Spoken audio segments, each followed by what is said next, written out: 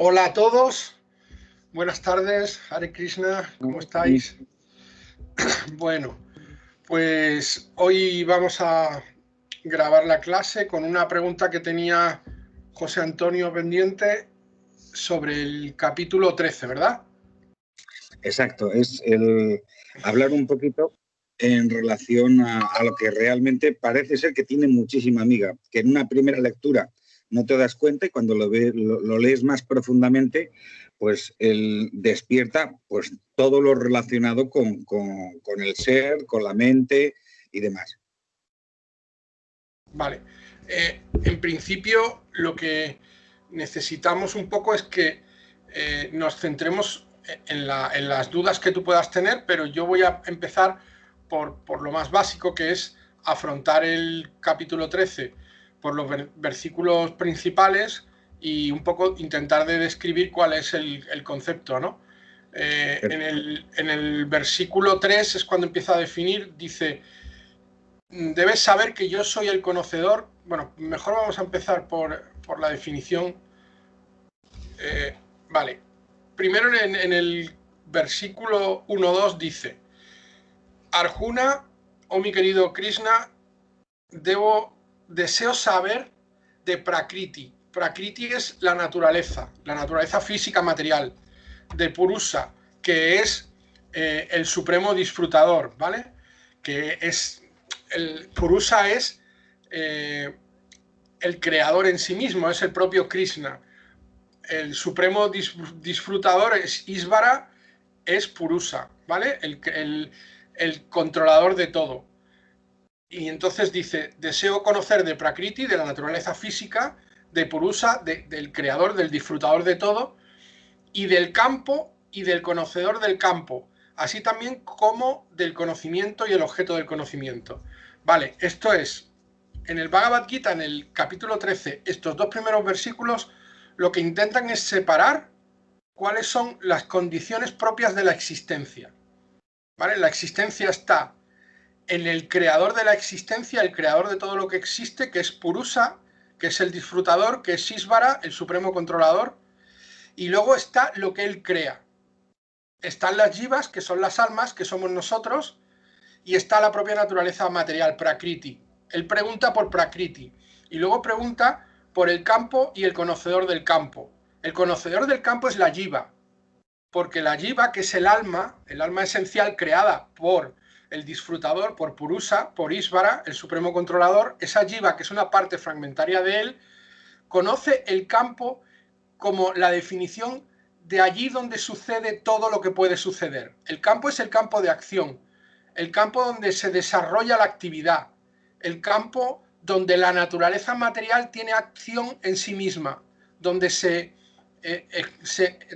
despliega la propia naturaleza material. Ese es el campo, porque en los mundos espirituales no es necesario el campo, porque en los mundos espirituales las almas junto con Purusa y las jivas están todas en una dimensión espiritual y no hay necesidad de conocimiento en sí mismo porque todo es espiritual.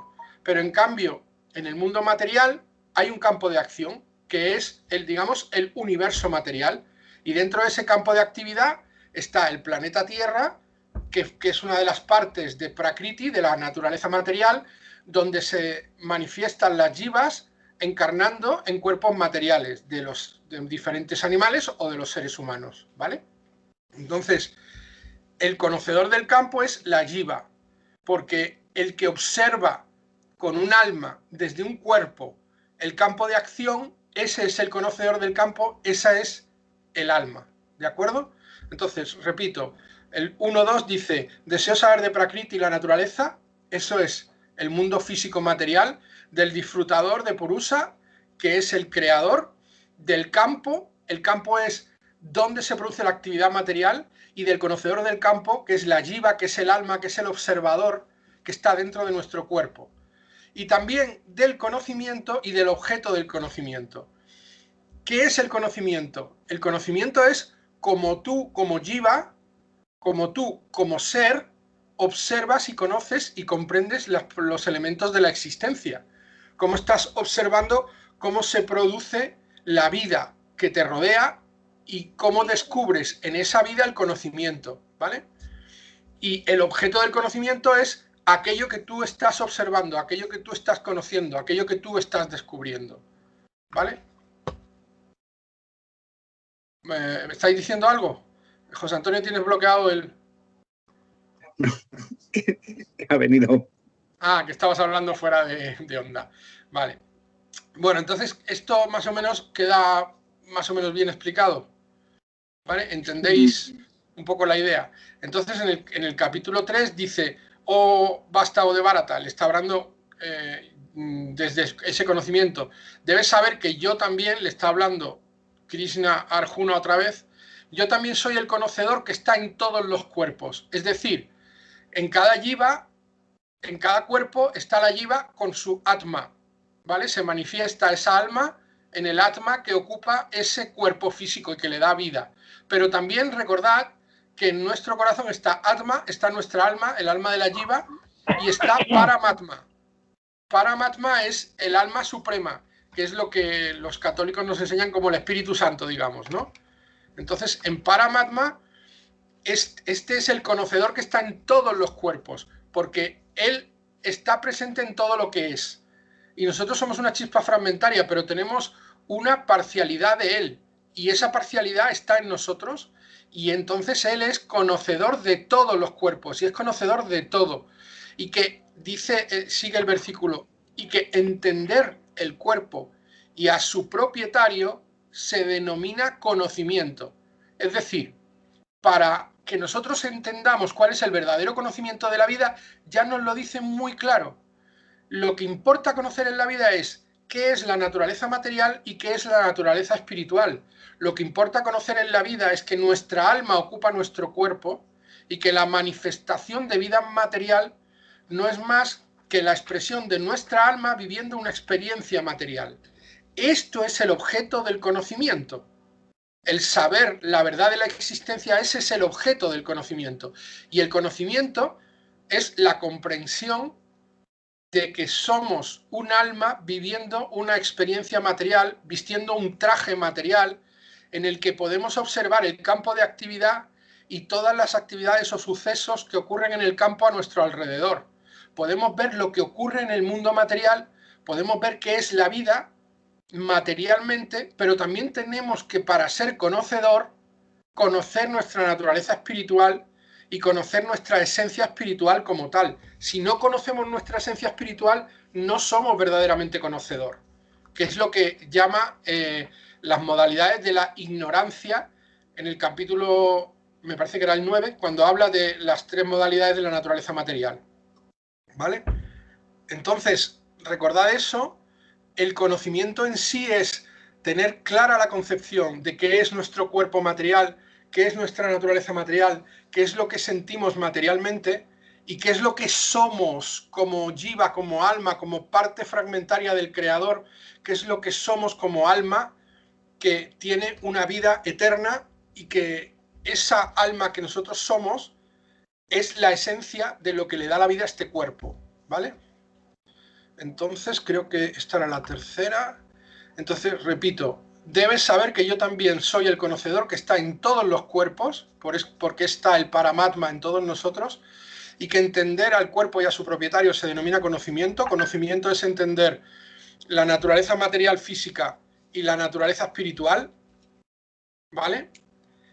Y en todos los cuerpos, y que entender el cuerpo y a su propietario se denomina conocimiento. Esa es mi opinión, ¿vale? Esto es el capítulo 3. Entonces, si vamos, o sea, el capítulo 3 no, el capítulo 13, el versículo 3. Entonces, si vamos al cuarto, al versículo 4, dice, ahora oye, por favor, mi breve descripción de este campo de la actividad. Ahora va a describir el campo de la actividad y cómo el campo está constituido, cuáles son sus cambios y dónde se produce y quién es ese conocedor del campo de las actividades y cuáles son sus influencias, ¿vale? Entra en una descripción un poco más detallada. Dice, el conocimiento en el versículo 6, ese conocimiento acerca del campo de las actividades y del conocedor de las actividades lo describen diversos sabios en diversos escritos védicos. Esto está escrito, el campo de actividades, lo que es toda la naturaleza material, en el Bhagavatam, ¿vale? Principalmente se recoge en el Bhagavatam todo lo que es la experiencia de la vida material y todo lo que es la creación de los universos, la creación de la vida, cómo está articulada la existencia material, cómo es el proceso del samsara, del nacimiento y la muerte, todo eso se recoge en el Bhagavatam. Dicho conocimiento se presenta especialmente en el Vedanta Sutra. El Vedanta Sutra son todos los conocimientos de escritura védica que se recogen en los documentos Vedanta, ¿vale? La extracción de todos los libros de esa cultura védica esencial. El Vedanta Sutra son el Mahabharata, el Bhagavad Gita, el Bhagavatam, el Ramayana y algunos más que no recuerdo con exactitud, pero bueno, el Vedanta Sutra. ¿Tú te acuerdas de más, Amit? Shiv Purana, Vishnu Purana, hay muchas. El Vishnu Purana, sí, sí. Shiv Purana, El Shiv Purana. Brahma Samhita. El Brahma Samhita, es verdad. Bueno, hay bastante más, no ahora me voy a poner a articular todos, pero bueno, con todo el racionamiento necesario respecto a la causa y el efecto, ¿vale?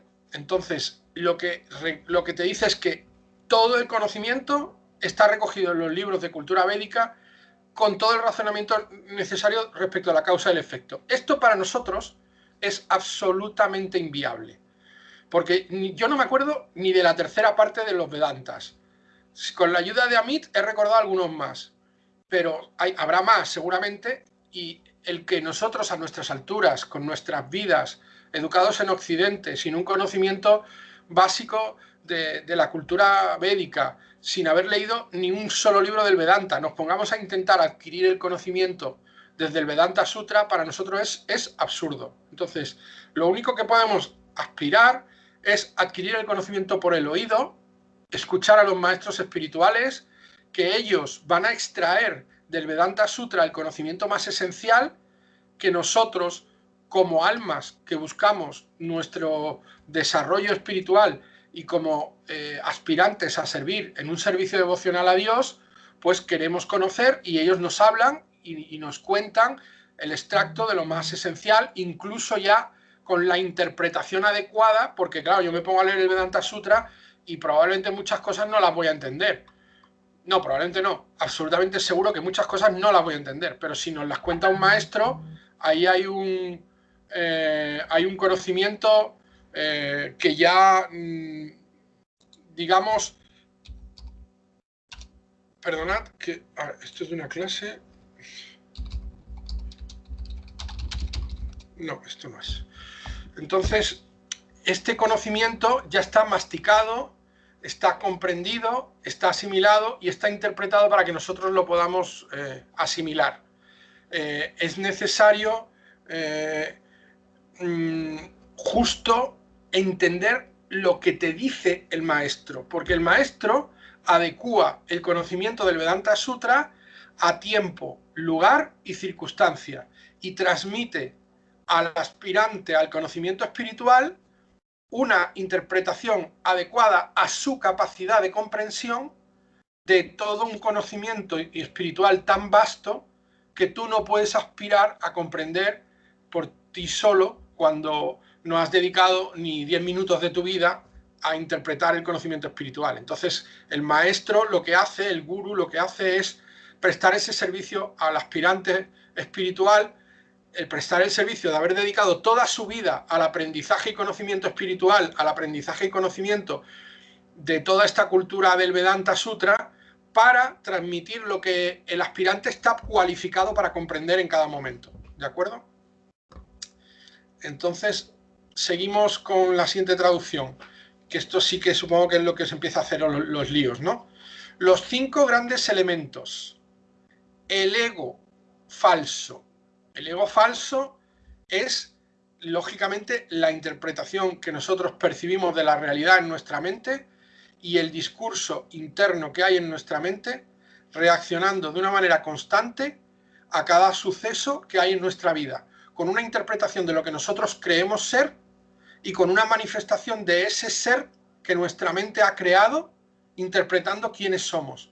Entonces es un discurso mental creado por nuestra mente y por la interpretación que hace nuestra mente de quiénes somos nosotros.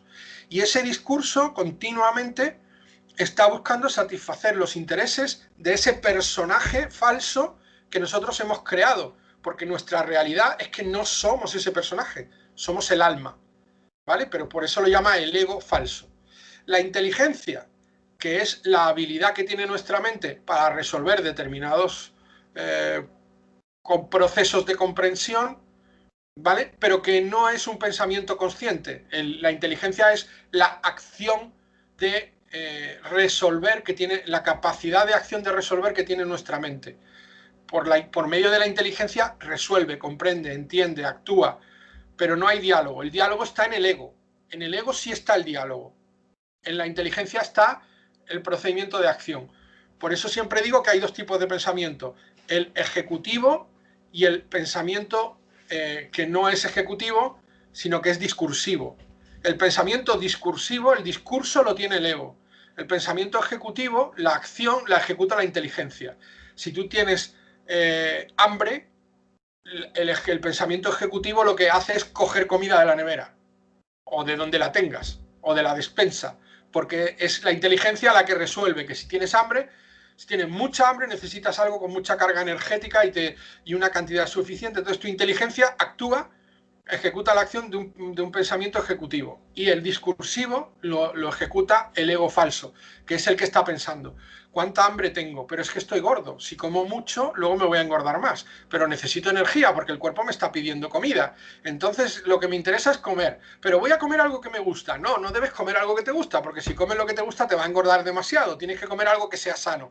¿Veis? Todo eso es el pensamiento discursivo. El ejecutivo es cuando abres la nevera y coges la fruta y te la comes. Ahí no hay pensamiento discursivo, ¿vale? Entonces los 5 elementos: el ego falso, la inteligencia, lo no manifestado eres tú, es tu alma. Lo no manifestado es la esencia que está ahí dentro, ¿vale? Los 10 sentidos y la mente, los 10 sentidos, realmente esto yo a día de hoy no lo tengo comprendido, porque no, digamos, no he recibido nunca una clase en la que me lo explicaran bien los maestros, y no he recibido ese conocimiento. En el significado del libro habla de los 5 sentidos, digamos, que son los oídos, los ojos, la nariz, la lengua y la piel. Entonces esos son los 5 objetos de los sentidos, que es lo siguiente que dice. Te dice los 5 objetos de los sentidos. Los 5 objetos de los sentidos pues son los ojos, los oídos, la nariz, la lengua y la piel. Eso, con eso se trabajan los 5 sentidos: con la voz, con las piernas, con las manos, ¿vale? Y los 10 sentidos es que los 11 sentidos los explica aquí. Dice: de modo que, incluyendo a la mente, hay un total de 11. Están los 5 objetos de los sentidos: el olor, el sabor, la forma, la sensación del tacto y el sonido. Y luego habla de los 24 elementos que denomina el campo de la actividad. Esto para mí es un poco lío. Y a mí no me lo ha explicado ningún maestro. Porque 24 elementos del campo de actividad yo no sé cuáles son. Y luego los 10 elementos que describe, en realidad lo que te está hablando solamente es de la voz, de las piernas, de las manos, los sentidos del trabajo. O sea, digamos que están los objetos de los sentidos, luego están los sentidos del trabajo, la voz, las piernas, las manos, el ano y el órgano genital, que son 5 elementos. Y luego está la mente, que tiene el sentido interno. Esto dice que son 11 porque están el olor, el sabor, la forma, la sensación, el tacto y el sonido. Entonces, lo que yo no entiendo es que a mí me da la sensación de que cuando habla de los 10 está liando en lo que es el propio objeto de sentido con el perceptor del objeto de sentido. Con lo cual, es el perceptor y el objeto de sentido está considerándolos como diferentes cuando deberían ser la misma cosa. Y como yo no he conseguido preguntárselo a ningún maestro, pues sigo liado con este concepto. Yo este concepto no lo puedo definir con claridad, porque yo no sé cuáles son los 10, porque para mi entender, si la voz, las piernas, las manos, el ano y el órgano genital son los objetos del olor, del sabor, del tacto y del sonido, es que estamos hablando de 5 y 5 que son la misma cosa. Y luego está la mente, que es el 11º. Entonces, como lo enumera como 2 elementos, dice los 5 grandes elementos. Uno es el ego, otro la inteligencia, lo no manifestado. Luego están los 10 sentidos y la mente. Y luego dice los 5 objetos del sentido: el deseo, el odio, la infelicidad, la aflicción, el conjunto de las señales de vida y las convicciones. A todo esto se los considera los campos de las actividades y sus interacciones. Si os fijáis, en realidad lo que está definiendo es cómo tú sientes la vida. El campo de los sentidos es cómo tú estás percibiendo, sintiendo emociones, sintiendo felicidad, sintiendo odio, cómo percibes con tus sentidos materiales, cómo tu ego genera un diálogo con lo que está sucediendo, cómo tu inteligencia actúa frente a lo que sucede, cómo tu alma, tu observación cognitiva y tu observación de conocimiento se manifiesta observando todo eso que está sucediendo. El observador, el alma, forma parte de todo el proceso en el que todo el campo de sentidos se está produciendo. En ese campo, el conocedor del campo está percibiendo todo lo que está sucediendo, todas las sensaciones, todas las emociones, todas las experiencias, todo lo percibido por los órganos vitales, porque en realidad, fijaros, nuestro cerebro está dentro de una caja negra. O sea, lo que realiza la actividad cognitiva de nuestro cuerpo es el cerebro. Y el cerebro está totalmente aislado del exterior. El cerebro no puede percibir ningún estímulo externo porque está dentro del cráneo y ejecuta todo el proceso del conocimiento. El cerebro es el que toma todas las decisiones que movilizan nuestro cuerpo para que dé una supervivencia a nuestra especie. Pero los ojos le envían una señal al cerebro que está en una caja oscura. La boca le envía una señal al cerebro que está en una caja oscura. Los oídos le envían una señal al cerebro que está en una caja oscura. Las manos, los pies, todo le envía señales al cerebro, pero el cerebro está dentro de una caja oscura. Está totalmente aislado del exterior. Entonces, en el fondo, cuando comprendemos la realidad de la existencia, tenemos que entender que necesariamente esta realidad de la existencia está manipulada por un aparato, que es nuestro cerebro, que está dentro de una caja oscura y que no conoce la realidad. Solo la está fabricando. Está fabricando una percepción de la realidad. ¿Cómo la fabrica? Con su ego falso, con su inteligencia, con toda esa percepción de sentidos que tiene.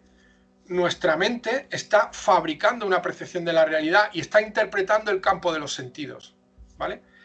Y a partir de ahí podemos darnos cuenta de que nuestro observador, nuestra alma, es consciente de todo ese proceso. Tú puedes observar cómo todo el proceso que realiza nuestra mente, todo el proceso de comprensión, todo el proceso cognitivo, todo el proceso de diálogo interno, ese pensamiento discursivo, cómo actúas con los pensamientos ejecutivos, cómo percibes la realidad exterior, cómo tu cerebro, tu oído, tu tacto te está dando señales. Todo eso, el observador, lo no manifestado, la jiva, lo puede ver, ¿vale? Entonces, esto lo único que intenta es hacernos entender que hay un campo de actividad, que hay una naturaleza física y que por encima de todo lo que hay que entender que el objeto del conocimiento es comprender que nuestra alma está como observador en nuestro cuerpo, siendo consciente de todo el proceso de actividad que se está manifestando de una manera constante. ¿Me explico? Es como si supiéramos, para aprender tenemos que usar, dijéramos, estas herramientas. No he entendido, es que se me ha entrecortado un poco. Repíteme, por favor. A la hora, claro, bajo la premisa de que Arjuna quiere quiere aprender, lo que está ahora describiendo, como si dijéramos, son las cosas que va a utilizar para aprender. Krishna le transmite a Arjuna todo el conocimiento de la existencia. Entonces, igual que le habla del karma, de la acción-reacción, igual que le habla de la creación, igual que le habla de su propia naturaleza, le habla de todo lo que es la naturaleza material. En realidad, digamos que todo el proceso que nos está narrando viene, como recordáis, del primer y segundo versículo, en el que lo que pide, lo que él desea conocer es Prakriti. Lo que busca conocer es la naturaleza. Él quiere conocer Prakriti, porque el campo, todo esto es como Krishna le está explicando a él cómo es la naturaleza material, cómo es la existencia material. Y entonces lo que le habla Krishna es de que a través de estas capacidades de percepción de sentidos experimentamos Prakriti, experimentamos la naturaleza material, adquirimos un conocimiento sobre ese objeto de conocimiento que es el campo de actividad donde se manifiestan todos nuestros sentidos como parte de esa actividad. Es decir, tu cerebro metido en tu caja oscura no podría interactuar con Prakriti, con la naturaleza, si no tuviera los sentidos materiales, si no tuviera los ojos para ver, los oídos para escuchar. Ese es el sentido por el cual Krishna le está explicando cómo se articula la relación de una jiva con la naturaleza material, porque la jiva es el observador, es lo no manifestado. La jiva está en tu cuerpo, pero no se manifiesta en tu cuerpo. La jiva solo está observando. Y ese observador, esa conciencia de observación que tú en muchos momentos tienes de ti mismo, que te ves observando lo que piensas, esa manifestación de tu no manifestado, interactúa con Prakriti, con la naturaleza material, a partir de esta explicación que nos está dando Krishna, a partir de todos esos 5 elementos que son los objetos de los sentidos, los propios sentidos, el ego falso y la mente, ¿vale?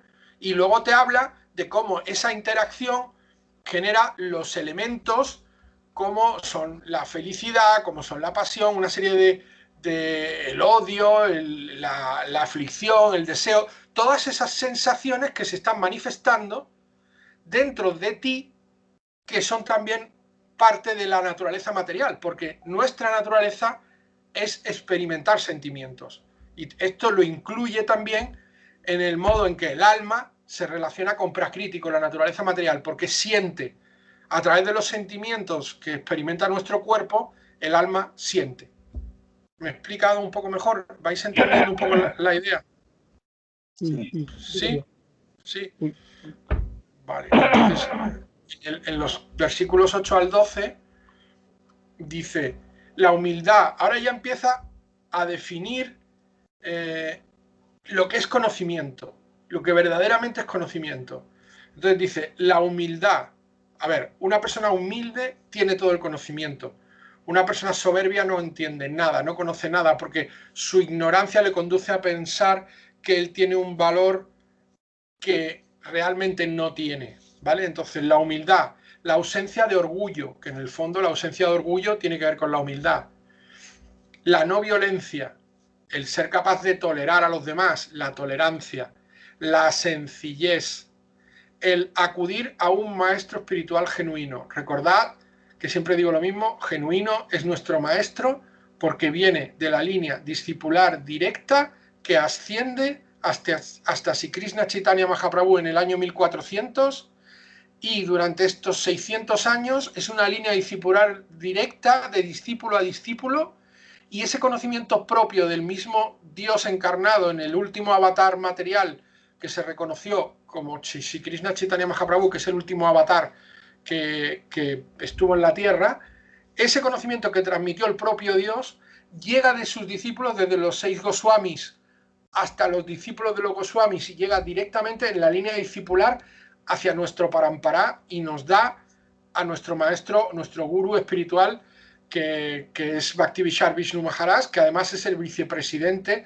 a nivel mundial de la Sri Krishna Chaitanya Mission, o sea que es, además de ser un discípulo directo, está empoderado por sus propios hermanos espirituales como la segunda persona espiritualmente más capacitada en este momento en todo el mundo. Entonces, esto es una línea de un maestro espiritual genuino. Su conocimiento es genuino, no es falible. Él no nos transmite engaño, él no nos transmite mentira, él solo nos transmite la verdad del conocimiento espiritual, porque él no tiene ego, él no tiene soberbia, él no tiene orgullo, él no tiene violencia, es sencillo, es humilde, es tolerante y se dirige a nosotros para ayudarnos en nuestro camino espiritual.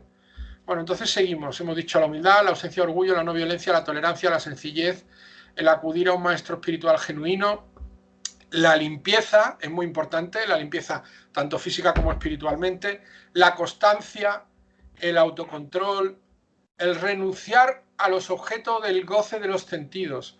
O sea, tú gozas, por ejemplo, con el alcohol, gozas con el tabaco, gozas con las drogas. Esos objetos te van a dar goce a los sentidos. Pero ese goce de los sentidos están perjudicando tu alma, están perjudicando tu cuerpo, porque al destruir tu cuerpo perjudican tu alma. Entonces, lo que te habla es de renunciar al objeto del goce de los sentidos cuando se pretende el goce de los sentidos, pero no quiere decir que no comas. No comas, no. Claro que cuando comes, aunque te comas una manzana, si tienes hambre te sabe a gloria, pero no es por el goce de los sentidos, te la comes porque necesitas alimentarte, ¿vale? Que entendamos que renunciar a los objetos del goce de los sentidos es renunciar a la búsqueda de la satisfacción de los sentidos por sí misma. La ausencia de ego falso, esto es muy importante, conseguir parar este diálogo, este pensamiento discursivo constante que hay en nuestra mente, intentar ausentarte de ese discurso es muy relevante, es muy importante.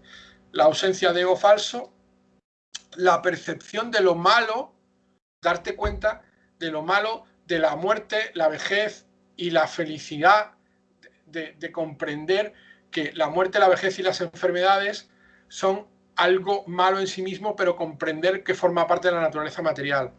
El estar libre del enredo de los hijos, tener en cuenta que cumplir con tus hijos, con tu esposa, con tu hogar y demás, es una parte de tu vida. Y entonces, cuando tú buscas el conocimiento espiritual, eres consciente de que habiendo cumplido con tu deber, por ejemplo, Prabhupada, cuando vino a predicar a Estados Unidos y luego, bueno, visitó Europa muy poco, pero estuvo casi todo el tiempo en Estados Unidos, él ya había educado a sus hijos, todos se habían marchado de su casa, tenían sus trabajos, él había cumplido como esposo, había cumplido como padre.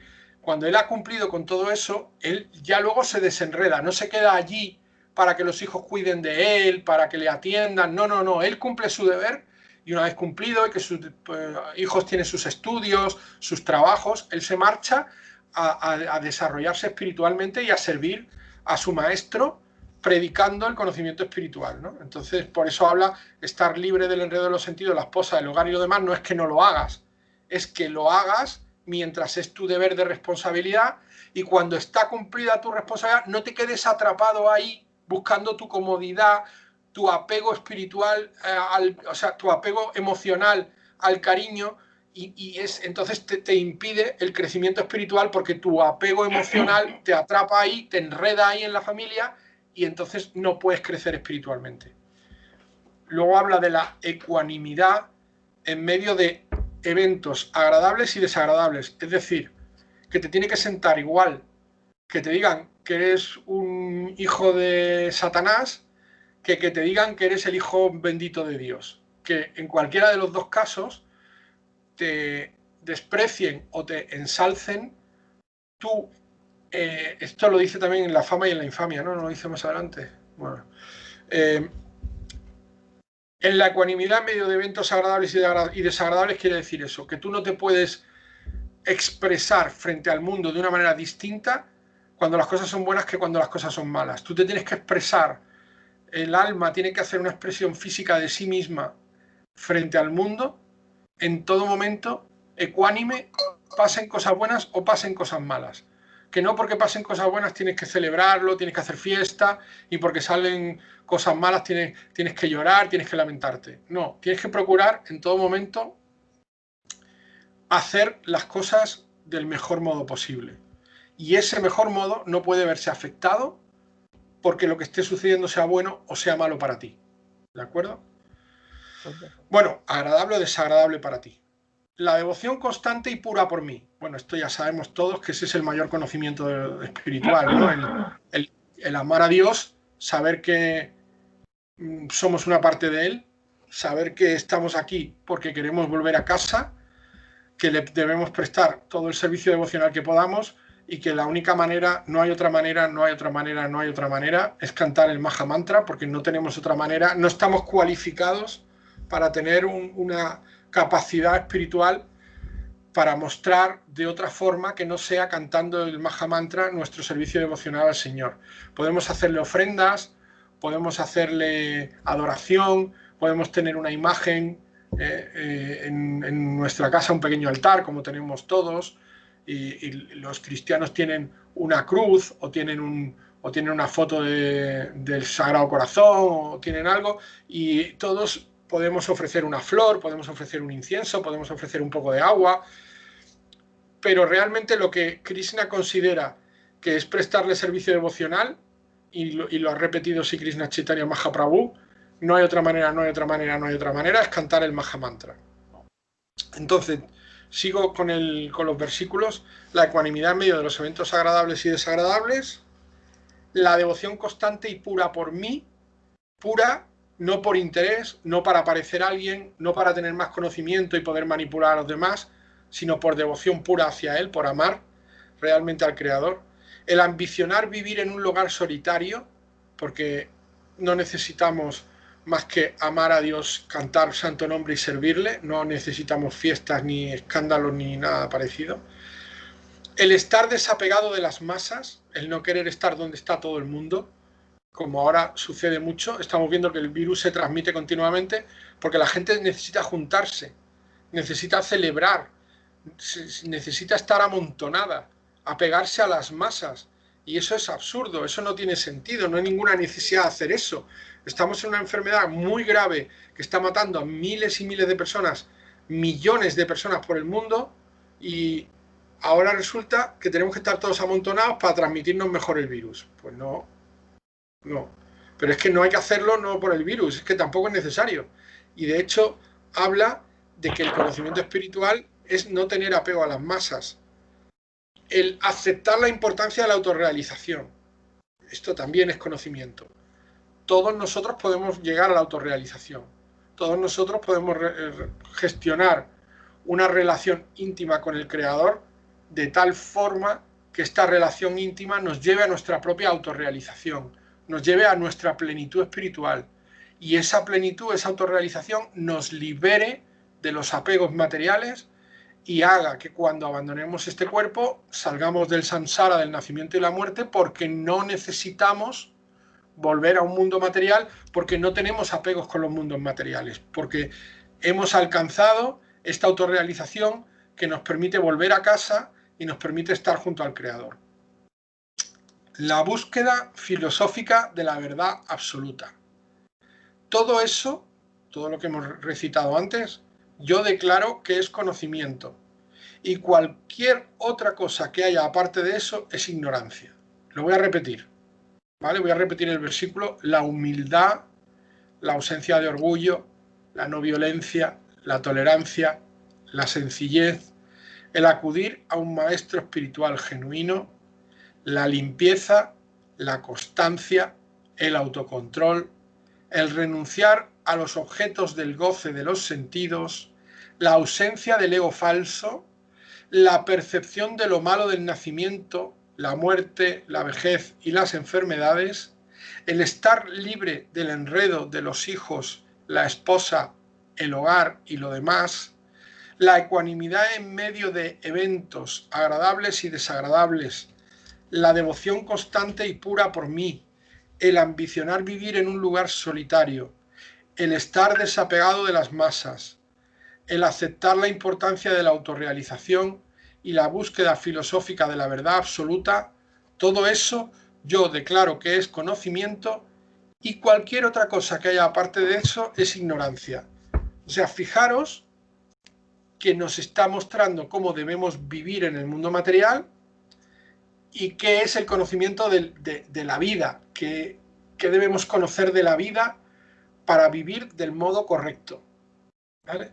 Entonces, este versículo pues tiene un peso y un valor incalculable, porque resume en 3 versos lo más esencial del Bhagavad Gita, ¿vale? Luego tiene una explicación de significado bastante extensa que la podéis leer, ¿vale? Que son, me parece que son 6 páginas, una barbaridad. Y luego ya pasa al versículo 13, dice, ahora te he explicado lo conocible, por lo cual probarás lo eterno. O sea, cuando puedes entender lo que conoces, a través de esto, puedes llegar a lo eterno. El Brahman, el espíritu, el cual no tiene principio y está subordinado a mí, yace más allá de la causa y el efecto del mundo material. Es decir, este mundo material no tiene relación con el espiritual, que está subordinado a mí, que no tiene principio, que es la esencia espiritual, que es el Brahman, y esto lo podrás probar más allá de lo que conoces en el mundo material, ¿vale? Y en el versículo 14 le dice, por doquier están sus manos, sus piernas, sus ojos, sus caras. Él tiene oído en todas partes, ¿vale? La suprema personalidad de Dios está presente a través del Brahman en todo. El espíritu está presente en todo, en todas partes. El Brahman espiritual ocupa toda la existencia material. Y ahora lo define más claramente. En el versículo 15 dice, la superalma, que es la manifestación del Brahman en cada uno de nosotros, el Paramatma, en nuestro interior, es la fuente original de todos los sentidos y sin embargo no tiene sentidos. El Brahman, el Paramatma, la superalma que está en nuestro interior, es lo que permite que podamos tener los sentidos, pero no tiene sentidos. Porque si tú no tienes alma que le dé aliento de vida a tu cuerpo, no puedes estar vivo y no tienes sentidos. Dice, el Paramatma es libre, aunque es el sustentador de todos los seres vivientes. Es decir, en todos los seres vivientes se manifiesta la Paramatma, está en cada uno de los seres vivientes, pero él es libre. Él trasciende de las modalidades de la naturaleza y al mismo tiempo es el amo de todas las modalidades de la naturaleza material. ¿Por qué? Porque es Ishvara, porque es el supremo controlador, porque es Purusa. El superalma es el propio Krishna, el propio creador. La superalma es una manifestación de sí mismo. Es como, ¿cómo se llama? En el mundo católico, el Padre, el Hijo y el Espíritu Santo se llaman Jolín, ahora no me sale la palabra. La Trinidad, eso, la Trinidad. Es como la Trinidad, ¿vale? Pues la superalma, Krishna y el Brahman son la Trinidad, ¿vale? Entonces, es el mismo ser expresado de diferentes maneras. Y en el versículo número 16 ya estamos. La verdad suprema existe dentro y fuera de todos los seres vivientes, los móviles y los inmóviles. ¿Por qué existe dentro y fuera? Porque está en el Paramatma, está en el alma, está dentro, y luego está en todo lo que existe, porque es la fuente y el origen de todo lo que existe. Como él es sutil, porque él es sutil, él no puede verse, él es no manifestado, como él es sutil, se encuentra más allá de la capacidad que tienen los sentidos materiales de ver o conocer. Nuestros sentidos materiales no pueden ver a Dios, no pueden ver al Creador, no pueden ver al que todo lo ha hecho, porque Él está más allá, es sutil. Aunque está sumamente lejos, también está cerca de todo, ¿no? Él puede estar donde quiera, en los mundos espirituales, en Goloka Vrindavan, donde quiera, pero al mismo tiempo está en todo, sin tener que pensar en cómo es, porque no podemos. Hay que entender que es todo lo que existe, ¿no? Esto no puedo explicarlo de otra manera más que él es la fuente de todo, y al ser la fuente de todo está presente en todo y no necesita hacer ningún esfuerzo para ser todo. Aunque, dice el versículo 17, aunque la superalma parece estar dividida entre todos los seres, porque claro, si decimos, es que el Paramatma está en el centro de cada corazón de cada ser viviente, vale, entonces parece que está dividida, porque está en cada ser distinto, parece estar dividida. Dice, aunque la superalma parece estar dividida entre todos los seres, nunca está dividida. Él existe como una unidad. Él es el sustentador de cada entidad viviente. Debe entenderse que él las devora y las produce a todas, como Shiva, que lo destruye y lo crea todo. Entonces, precisamente, la manifestación de las diferentes divinidades en la India tiene ese sentido. Son expansiones del creador que se manifiestan como semidioses con una potencia o con un poder concreto para desarrollar una función o una actividad concreta. Igual que Shiva es el supremo destructor que todo lo destruye y lo vuelve a crear, pues aquí nos está diciendo que este poder que se atribuye al semidios, a Shiva, en realidad es el propio poder del propio Krishna, de la propia Paramatma, del propio Brahman, de lo que es todo. Ese es el poder original, que se expande en esa forma en la que está en todas las unidades de vida y al mismo tiempo está unido en todo lo que existe, ¿vale? Y es la fuente que crea y destruye todas las existencias materiales. Vale, y luego vamos al 18. No sé. ¿Ido por ahí?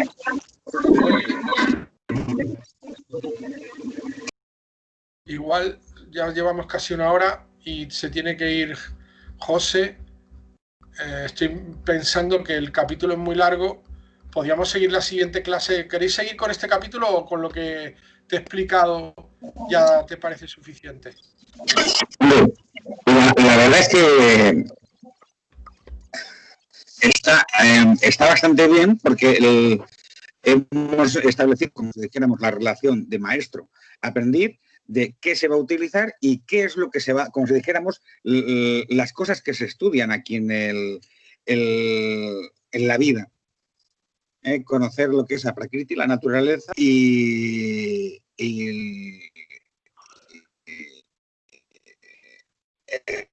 bastante los valores de la vida que se debieran de dar por válidos o por buenos.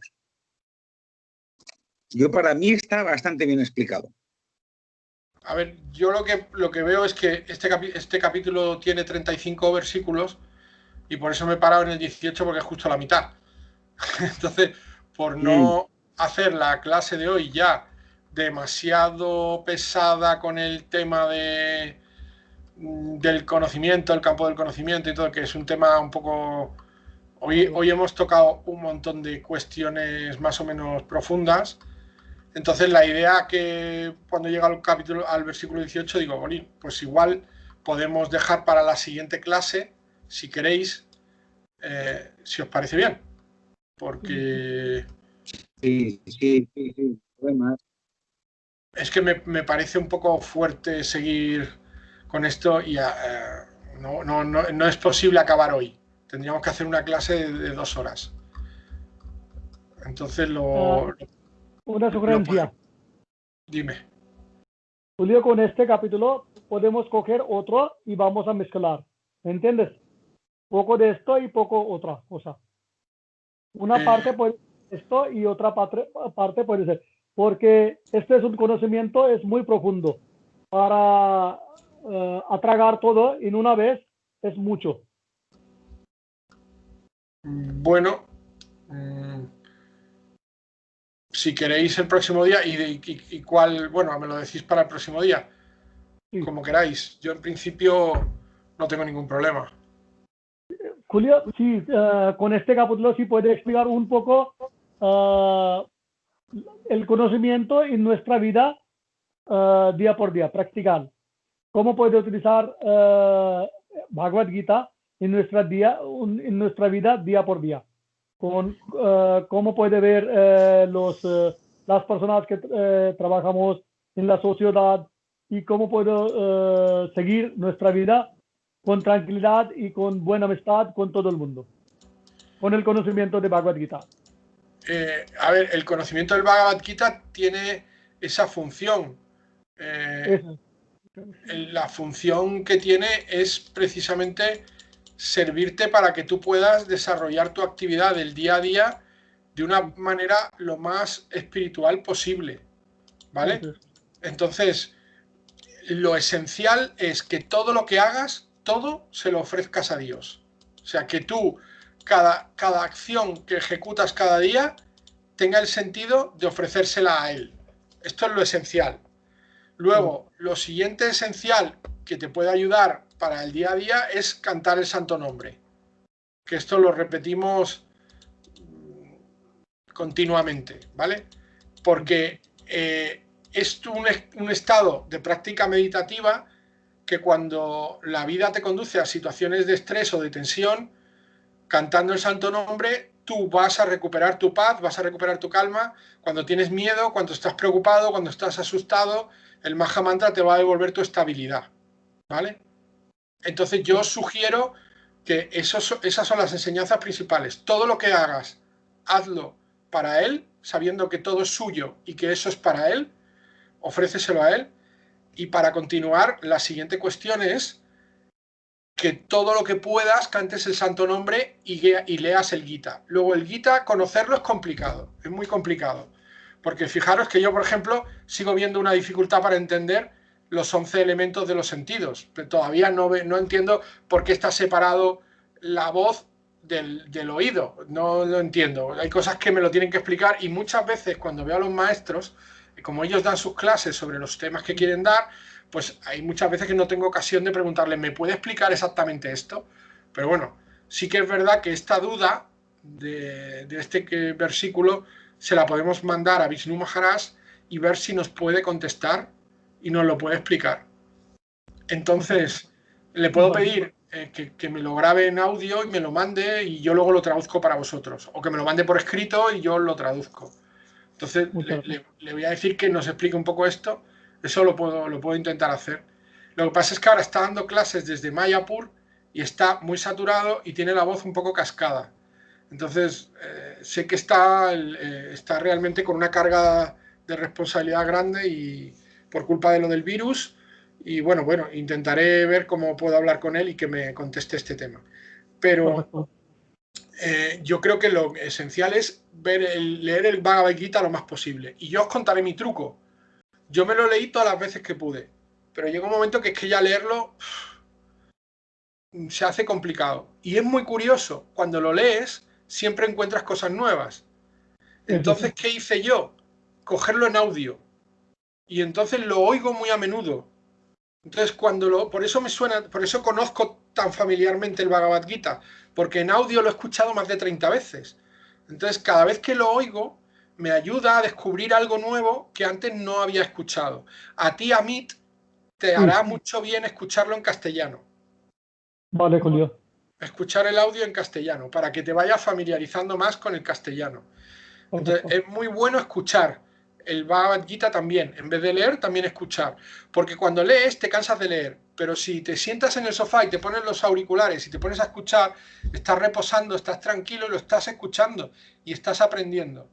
O si te echas en la cama y te vas a ir a dormir, te pones los cascos un ratito antes de dormirte, no molestas a nadie en casa y antes de dormirte escuchas 10, 15, 20 minutos y todos los días escuchas un ratito.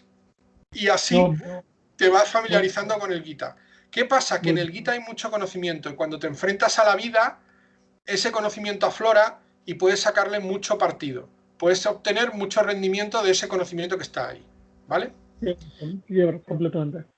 Vale, pues entonces el próximo día podemos o bien seguir creo que nos hemos quedado en el versículo 18, es la fuente de todos los objetos luminosos, nos hemos quedado justo ahí. Él es el sustentador. Vale, como tiene 35, pues hemos parado justo en medio. Nos acordamos de eso y o bien seguimos con otra cosa que os interese más o volvemos aquí al 18, como queráis. ¿Vale? Bueno. Pues un saludo por ahí a todos. Hare Krishna, Haribol. Cuidaros mucho y nos vemos la semana que viene. Yo me ocupo de subir la clase. Venga, un abrazo.